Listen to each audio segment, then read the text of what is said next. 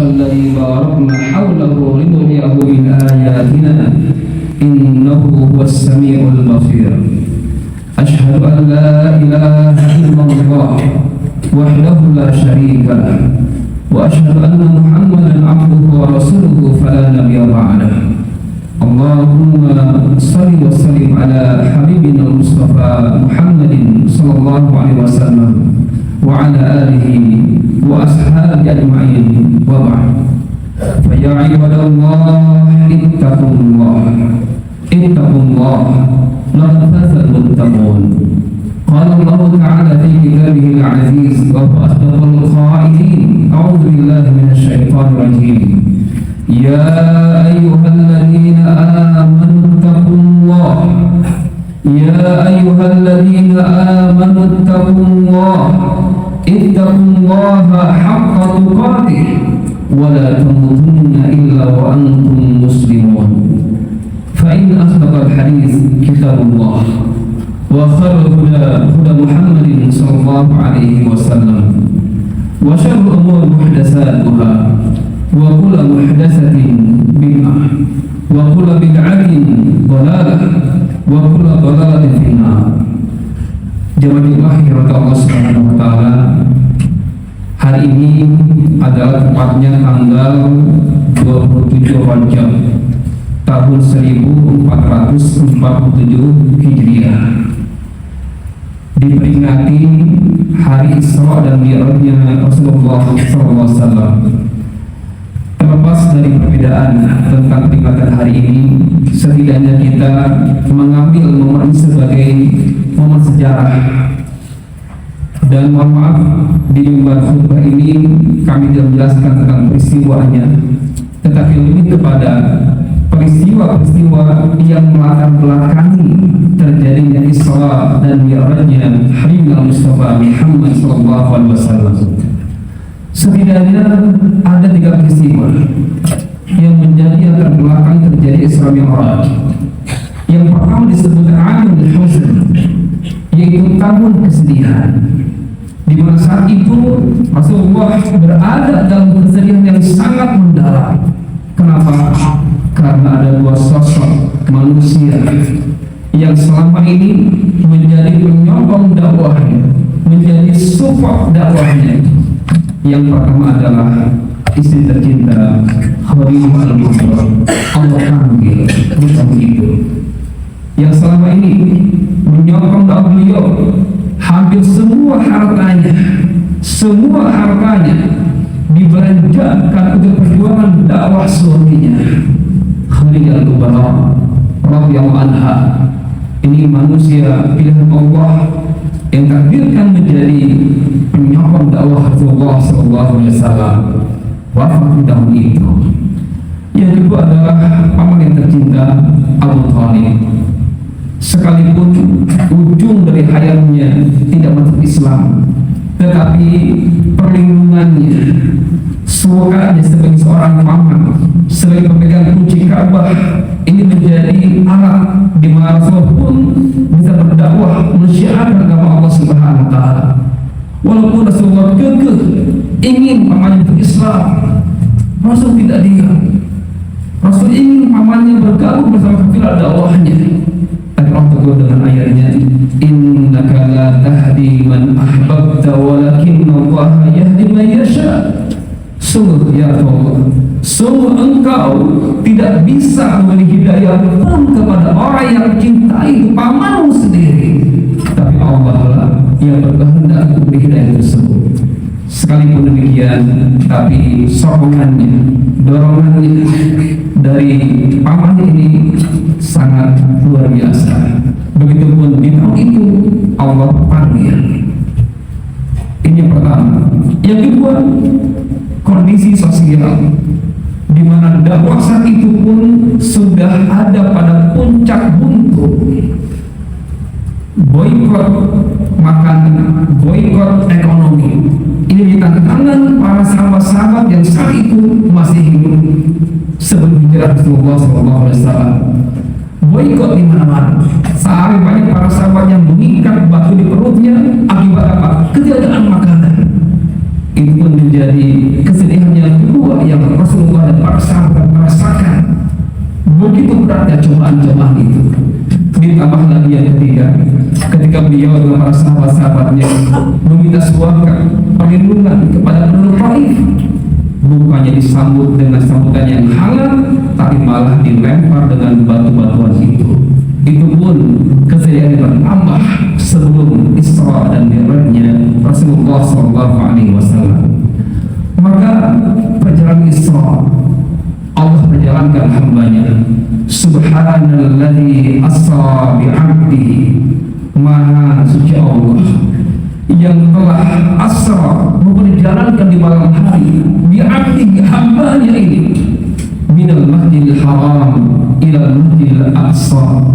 Ini adalah gambaran ikhtiar kita sebagai manusia. Ikhtiar duniawi dimaksimalkan ketika menemukan ujian-ujian kehidupan. Maka Imam Al-Jauziyah dalam kitabnya Al-Wabil As-Sayyid mengatakan, kunci bahagia hamba itu adalah idza tuliya sabar. Ketika diuji sebab apapun ujiannya, maka kuncinya adalah bersabar. Itulah yang Rasulullah dan sahabat-sahabat lakukan semasa itu, dengan kesabaran yang terus bertambah, dengan kesabaran yang sampai ke puncaknya, terus bersabar. Sabar itu ada 3 rukunnya. Menurut Ibnu Qayyim.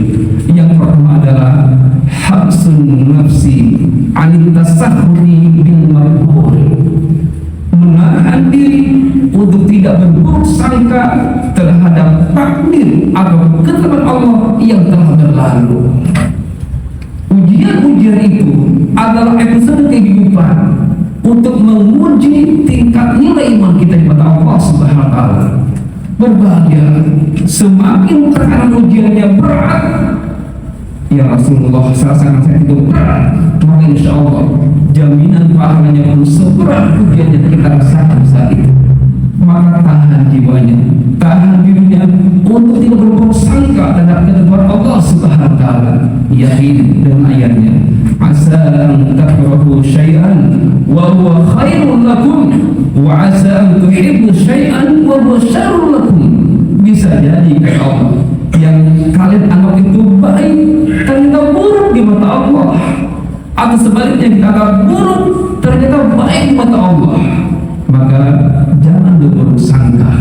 Apa yang terjadi itulah pilihan Allah Subhanahu wa taala. Tinggal kita bersabar dengan ujian itu. Itu yang pertama. Yang kedua, bersabar itu adalah habsul lisan an syakwa, menahan lisan untuk tidak mengeluh. Rasulullah dengan lapisan kesedihan tadi tidak mengeluh. Walaupun hatinya terkoyak-koyak, jiwanya terpecah-pecah dengan kesedihan berlalu tadi, apakah mengeluh? Tidak. Lihat para anbiya, Nabiullah alaihissalam, Ya'qub alaihissalam, dengan firman Allah Ta'ala, inni ashku bathi wa huzni ilallah. Sungguh aku curahkan semua curahan hatiku hanya kepada Allah Subhanahu wa taala, bukan kepada manusia, bukan kepada yang lainnya. Maka tahan lisannya untuk tidak mengeluh dengan apa yang terjadi. Berbaik sangka dan ucapannya tadi anisyakwa, untuk tidak mengeluh. Dan yang ketiga, bersabar adalah habsul jawarih anil maksiyah, menahan raga ini, menahan badan ini untuk tidak bermaksiat dengan ujian yang sedang diujikan tersebut. Inilah yang Allah lakukan dengan para sahabat, bersabar di masa-masa kritis. Maka dengan beratnya ujian tadi, Allah angkat dengan peristiwa Isra dan Mi'rajnya Rasulullah SAW. Isra gambaran ujian, gambaran ikhtiar yang maksimal yang dibawa dengan kesabaran yang maksimal pula. Sedangkan Mi'raj adalah gambaran tentang sholatnya hamba di hadapan Allah Subhanahu wa taala. Maka solusi terbaik saat Allah uji kita, di puncak kesabarannya, di puncak ujian, di puncak kesedihan, jangan lupa tunaikan sholat, dirikan sholat sebagai mi'rajnya hamba di hadapan Allah Subhanahu wa taala. Sungkurkan jidatnya, sungkurkan kepalanya, tempat sujudnya. Itulah posisi dalam seorang hamba dengan Allah Subhanahu wa taala. Kita berharap, kita meminta Allah sebagai sang penolong kita, pelindung kita, karena kita yakin dengan firman-Nya, ya ayyuhalladzina amanu ista'inu bis-sabri was-salah innallaha ma'as-sabirin. Wahai orang-orang beriman, mohonlah pertolongan kepada Allah dengan dua media, dengan dua perantara. Dan apa itu? Bis-sabri was-salah, dengan sabar Isra'nya kita, wassalah mi'rajnya kita, bisabri wassalah innallaha ma'as-sabirin. Sungguh Allah bersama orang-orang yang bersabar. Di ayat Allah mengatakan wasta'inu bis-sabri was-salah wa innaha lakabiratun illa 'alal khashiyin. Mohonlah pertolongan kepada Allah dengan dua media, dengan dua cara, sabar dan salat. Dan ternyata sholat ini berat kecuali bagi orang-orang yang khusyuk. Maka sahabat ini mengatakan, kenapa disebutkan sabar baru sholat? Bukan sholat dulu baru sabar, tapi sabar itu baru sholat. Kenapa? Karena sholat pun butuh kesabaran. Saya ingin mengatakan, as-sabru karra'si fil badan. Sabar itu ibarat kepala di badan kita. Sekarang apapun badan ini, angkat kepala, itulah gambaran sholat yang tidak ada kesabarannya. Maka dua media ini adalah solusi terbaik ketika menghadapi ujian-ujian kehidupan. As-salah mi'rajul mu'min. Sholat adalah mi'rajnya, media komunikasi hamba dengan Allah Subhanahu wa ta'ala. Di sana ada tasbih, ada hiburan bagi hamba Allah ketika dalam sholatnya. Kenapa? Dia meyakini setiap sholat itu ia jadikan media-media yang Allah berikan luar biasa.